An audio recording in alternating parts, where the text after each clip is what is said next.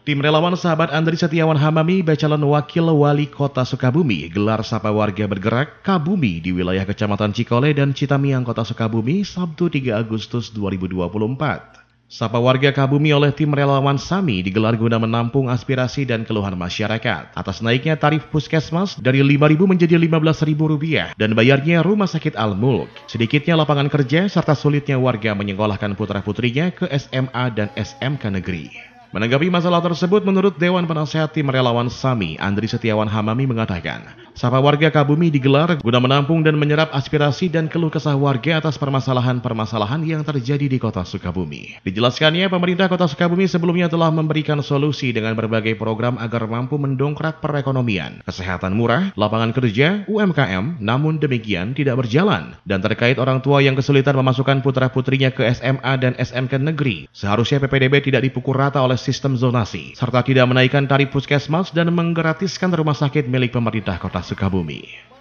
Ya, susahnya lapangan kerja, pendidikan, angka pengangguran yang sangat tinggi, dan mereka ada terobosan entrepreneurship, terutama milenial. Solusinya Pak itu gimana?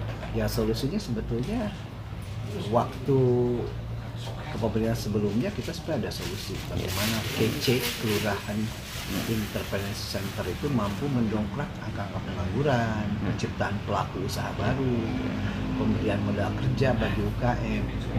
Dan saya rasa dengan pasangan maju pengangguran ini bisa memberikan terobosan solusi bagi permasalahan masyarakat.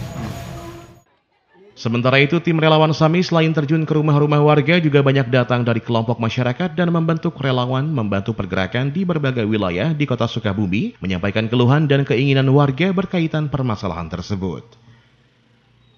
Dari Kota Sukabumi, Muhammad Ujang Heriaman, Tim Liputan MGS TV melaporkan.